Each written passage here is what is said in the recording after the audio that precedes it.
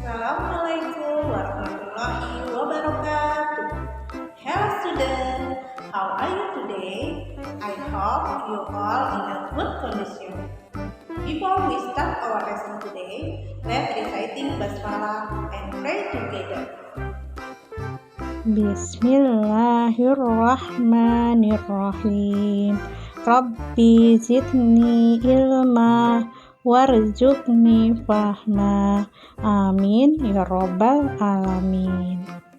Okay friends, today we are going to learn math. Please focus and look at our material carefully.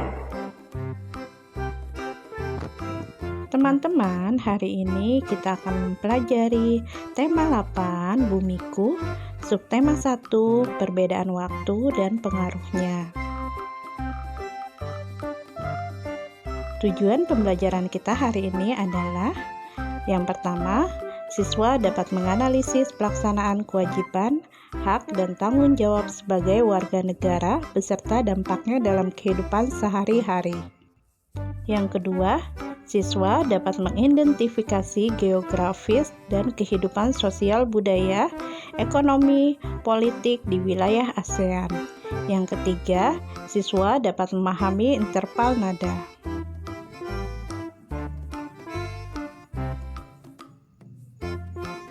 Perbedaan waktu di bumi berpengaruh besar terhadap kehidupan masyarakat dunia. Kegiatan masyarakat akan bergantung pada penentuan waktu dunia. Suatu negara menentukan waktu berdasarkan letaknya dibandingkan dengan kota Greenwich. Namun, ada beberapa negara yang tidak menggunakan aturan tersebut, contohnya Singapura.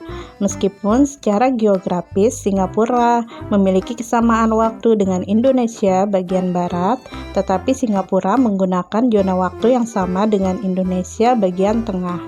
Hal ini dilakukan untuk meningkatkan produktivitas kegiatan ekonomi di Singapura. Karakteristik wilayah Asia Tenggara. Asia Tenggara adalah sebuah kawasan di benua Asia bagian tenggara. Secara geografis, Asia Tenggara terletak di antara Samudra Pasifik dan Samudra Hindia, serta di antara benua Asia dan benua Australia. Secara astronomis, kawasan Asia Tenggara terletak di antara 28 derajat lintang utara sampai dengan 11 derajat lintang selatan dan 93 derajat bujur timur sampai dengan 141 derajat bujur timur. Kawasan Asia Tenggara merupakan kawasan yang strategis karena dilewati oleh jalur perdagangan internasional dari Asia menuju Eropa dan sebaliknya. Negara-negara di kawasan Asia Tenggara antara lain Indonesia, Malaysia, Brunei Darussalam, Filipina, Thailand, Singapura, Myanmar, Vietnam, Kamboja, Timor Leste, dan Laos. Kawasan Asia Tenggara juga merupakan salah satu kawasan yang dilalui oleh garis khatulistiwa. Oleh sebab itu, sebagian besar negara-negara di kawasan Asia Tenggara memiliki iklim tropis dan hanya memiliki 2 musim, yaitu musim penghujan dan musim kemarau. Curah hujan yang tinggi di kawasan Asia Tenggara menyebabkan Asia Tenggara memiliki wilayah yang subur, sehingga baik untuk pertanian ataupun perkebunan. Komoditas tanaman pangan utama negara-negara di Asia Tenggara adalah padi, sayuran, palawija, dan buah-buahan. Sementara komoditas tanaman yang dikembangkan di perkebunan adalah karet, kelapa sawit, teh, tebu, dan kelapa. Luas lahan pertanian di kawasan Asia Tenggara menyebabkan mayoritas penduduknya berprofesi sebagai petani, kecuali Singapura dan Brunei Darussalam yang mayoritas penduduknya bekerja di bidang jasa. Wilayah Asia Tenggara memiliki kenampakan alam berupa daratan, laut, pegunungan, dan sungai. Kawasan Asia Tenggara terkenal sebagai paru-paru bumi karena hutan hujan tropis terbesar kedua di dunia terletak di Pulau Borneo yang ditempati oleh 3 negara Asia Tenggara, yaitu Indonesia, Malaysia, dan Brunei Darussalam. Selain wilayah daratan yang kaya akan hasil pertanian dan hutan, kawasan Asia Tenggara juga kaya akan hasil laut yang berupa ikan, mutiara, rumput laut, dan keindahan terumbu karang. Mengidentifikasi karakteristik geografis negara-negara di wilayah Asia Tenggara. Untuk memperkuat persatuan dan kerjasama negara-negara di kawasan Asia Tenggara, dibentuklah organisasi ASEAN. Yuk teman-teman, sama-sama kita mencari informasi tentang keadaan geografis salah satu negara di kawasan Asia Tenggara, yaitu Malaysia.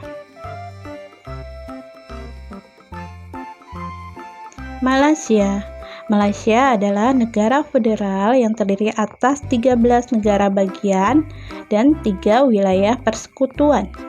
Negara Malaysia memiliki luas 329.847 km persegi. Ibu kota Malaysia adalah Kuala Lumpur, sedangkan pusat pemerintahan federal adalah kota Putrajaya. Negara ini dipisahkan oleh Laut Tiongkok Selatan ke dalam 2 kawasan, yaitu Malaysia Barat dan Malaysia Timur. Wilayah Malaysia Barat terdiri atas 11 negara bagian dan 2 wilayah persekutuan. Malaysia Timur terdiri atas 2 negara bagian dan 1 wilayah persekutuan. Wilayah Malaysia Barat berbatasan dengan Thailand, Singapura, Laut Tiongkok Selatan, Selat Malaka, dan Indonesia. Malaysia Timur berbatasan dengan Brunei Darussalam, Kalimantan, Laut Sulu, dan Laut Natuna. Sebagian besar wilayah Malaysia Barat berupa pegunungan yang memanjang dari arah utara ke selatan. Keadaan alam di Malaysia Timur beragam, antara lain terdiri atas rawa-rawa, pantai, perbukitan, hutan tropis, dan didominasi pegunungan. Malaysia merupakan negara penghasil karet dan minyak sawit terbesar di dunia. Komoditas agrikultur utama yang dihasilkan oleh Malaysia antara lain minyak sawit, karet, kakao, beras, dan kayu. Selain Malaysia, kita juga akan mempelajari karakteristik negara-negara di kawasan Asia Tenggara, yaitu Singapura dan Vietnam. Singapura. Wilayah Singapura terletak di kawasan Asia Tenggara, berbatasan dengan Selat Johor, Kepulauan Riau, Laut Tiongkok Selatan, dan Selat Malaka.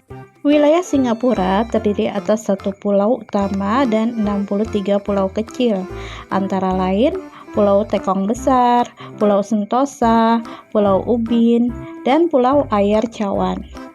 Hampir seluruh wilayah Singapura adalah dataran rendah yang rata.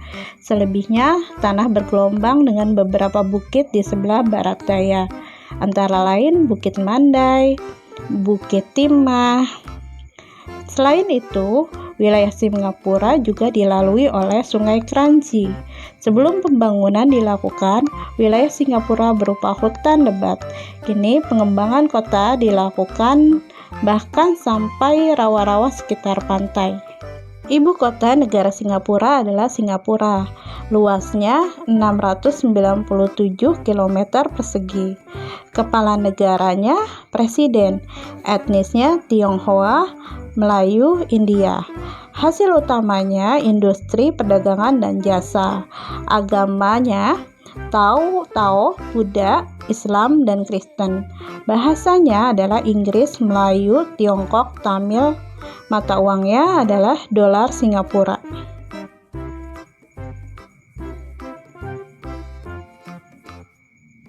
Vietnam.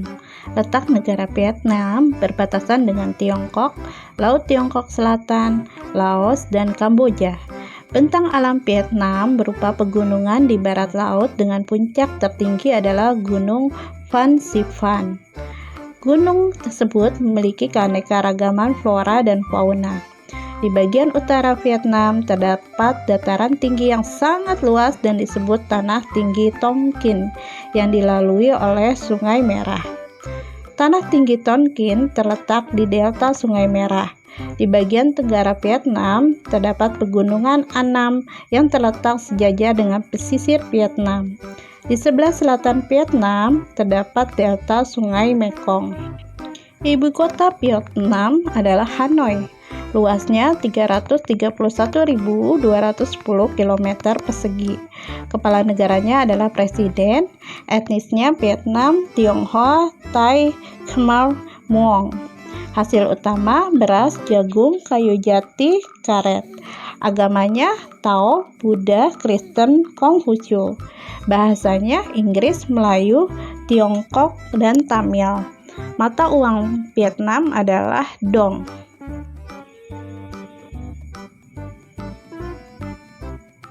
Mengidentifikasi kerjasama antar negara ASEAN. ASEAN adalah sebuah organisasi negara-negara di kawasan Asia Tenggara yang mewadahi kerjasama untuk mewujudkan perdamaian, kemajuan, dan kemakmuran. ASEAN didirikan pada 8 Agustus 1967 di Bangkok yang diprakarsai oleh negara Indonesia, Malaysia, Filipina, Singapura, dan Thailand. Berdirinya organisasi ASEAN ditandai dengan ditandatanganinya Deklarasi Bangkok oleh Adam Malik perwakilan Indonesia, Tun Abdul Rojak perwakilan Malaysia, Narciso Ramos perwakilan Filipina, S. Rajaratnam perwakilan Singapura, dan Tanat Homan perwakilan Thailand. Latar belakang terbentuknya organisasi ASEAN antara lain sebagai berikut. Yang pertama, persamaan letak wilayah, yaitu terletak di kawasan Asia Tenggara.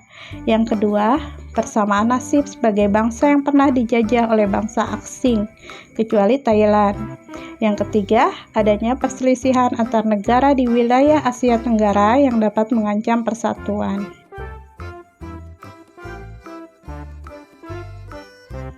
Teman-teman, organisasi ASEAN memiliki semboyan loh. Semboyannya adalah One Vision, satu visi, One Identity, satu identitas, One Community, satu komunitas. Selain itu, organisasi ASEAN juga punya 3 pilar pendorong kerjasama ASEAN, yaitu pilar politik keamanan, pilar ekonomi, pilar sosial budaya. Ketiga pilar ini yang mendorong kerjasama di antara anggota ASEAN.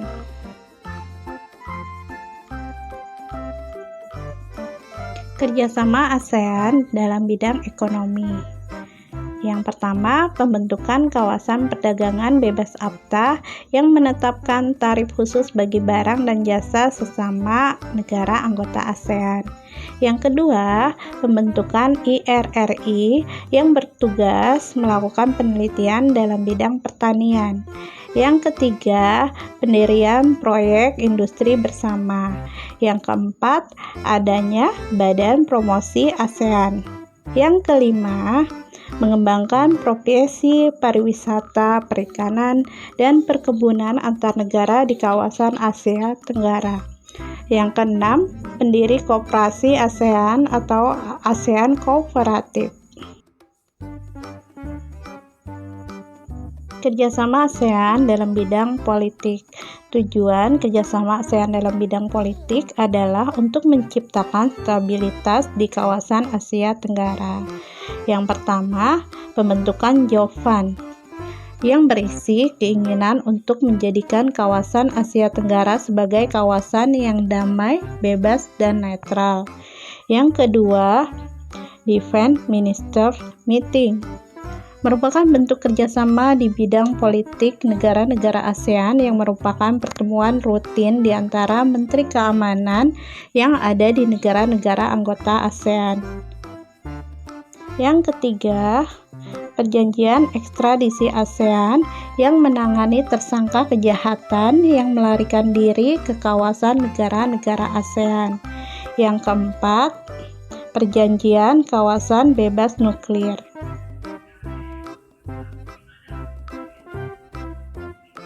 Menjelaskan kewajiban sebagai warga negara dan menjaga lingkungan di kehidupan sehari-hari.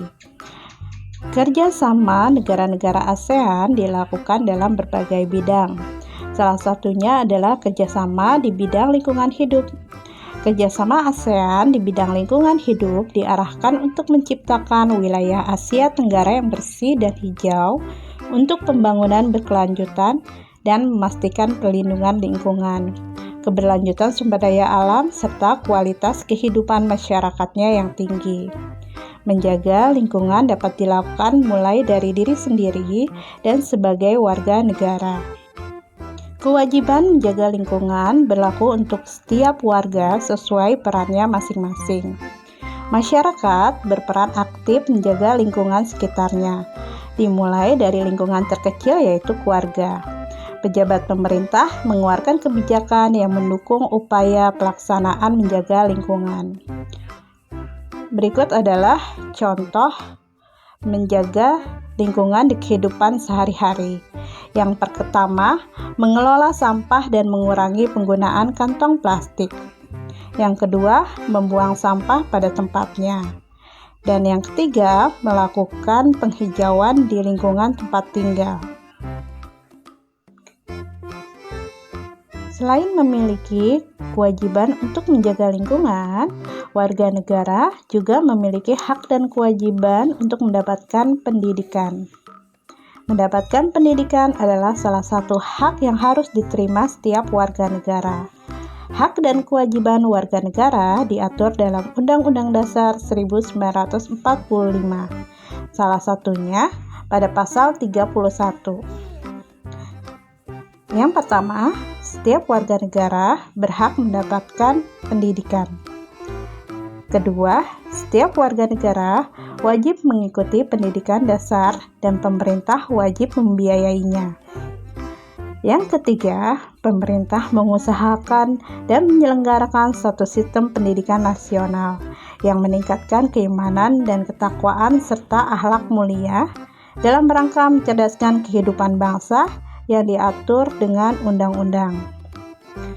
Keempat, negara memprioritaskan anggaran pendidikan sekurang-kurangnya 20% dari anggaran pendapatan dan belanja negara serta dari anggaran pendapatan dan belanja daerah untuk memenuhi kebutuhan penyelenggaraan pendidikan nasional. Kelima, pemerintah memajukan ilmu pengetahuan dan teknologi dengan menjunjung tinggi nilai-nilai agama dan persatuan bangsa untuk kemajuan peradaban serta kesejahteraan umat manusia. Teman-teman, apakah kalian masih ingat tentang interval nada? Interval nada adalah jarak antara satu nada dengan nada yang lainnya.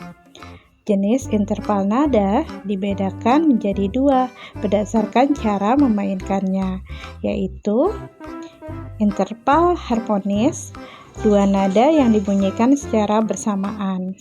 Interval melodis, dua nada yang dibunyikan berurutan, atau nada yang dimainkan satu kemudian disusul nada lainnya. Nah teman-teman, kalian bisa nyanyikan lagu-lagu berikut sesuai dengan interval nadanya. Ada lagu Bintang Kejora, lagu Di Timur Matahari, dan juga lagu Membuang Sampah.